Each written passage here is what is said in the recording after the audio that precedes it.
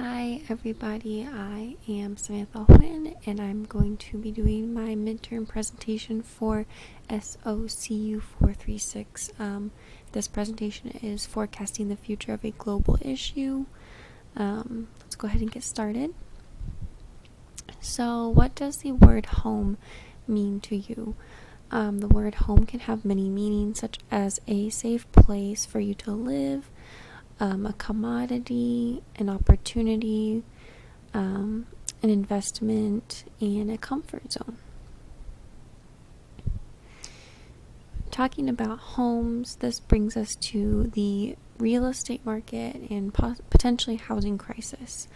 This crisis was caused by a large surge of borrowing money and building pre-sold properties that builders had begun but did not finish. Homeowners, investors, real estate corporations, builders, and renters are all impacted by this crisis.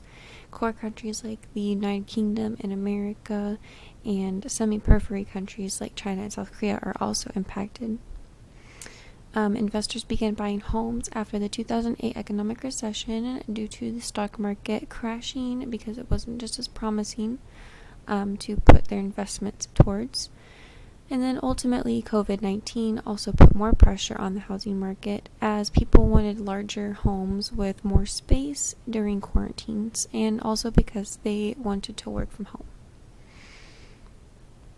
In relation to the global issue, the real estate market and housing crisis exemplify the impact globalization had on the competition between wealthy consumers and the market. This was driven by the acquisition of foreign capital, as you can see here on this chart, or this bar graph, I mean. The GDP share of REIT, real estate investment trusts per country or region, it largely expanded after 1995, which shows that the stock market crash, exemplified people wanting to buy more homes to put their investments toward, or properties, I should say. Most of these people did not live in these homes. COVID-19 and the housing crisis.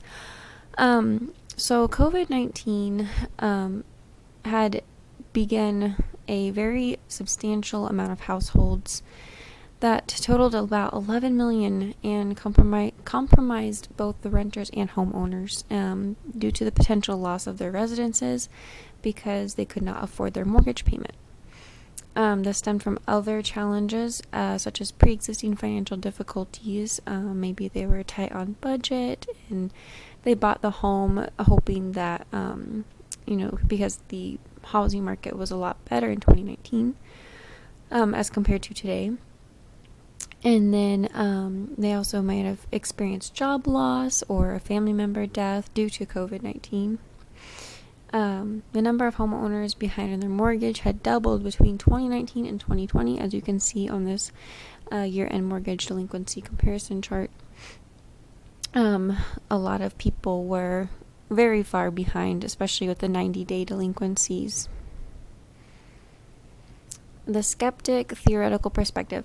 I will say this is a perspective and not a theory. I should have mentioned that. However, skeptics argue that globalization is an ongoing form of internationalization. Internationalization is the continuation of historical processes to globalize all nations. The national interest of nation states drives the globalization. Applying this perspective to the global issues, skeptics would say that nation states have the potentially have the ability to regulate the nature of these engagements with the real estate market as they do with other markets of exchange, such as the stock market. Governments are essential to the regulation of international economic activity and the continuation of globalization of real estate and the housing markets. The skeptic theoretical perspective continues on. The internationalization of real estate market created the market volatility that we see today. They would argue that this is a byproduct of foreign investment. Billions of investment dollars flowed into complex residential mortgage-backed securities that promised investors up to 25% return on equity. In short, skeptic globalizers would argue that the housing crisis is due to the unstable real estate market, both brought on by globalization of real estate investments. The outlook of the housing crisis. Many experts were speculating the housing market may either slow down or even crash due to the lack of demand.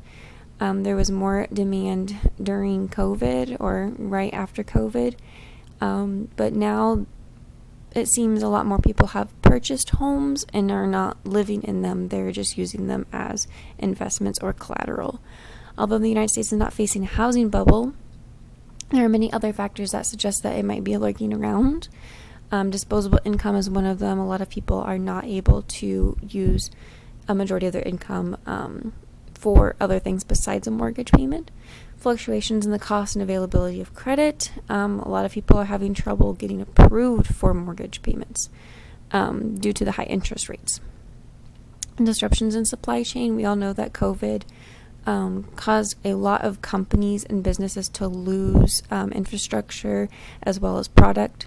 And a fluctuation of costs, or not fluctuation of costs, I'm sorry, the escalating expenses related to the labor and raw materials, again, that goes into the construction industry. A lot of this came from the semi-periphery and periphery countries who were supplying the goods, could no longer get it to the core countries due to COVID. There's just nobody working. This housing crisis differs a lot from 2008 GFC because there are now new regulations and lending standards than there was before.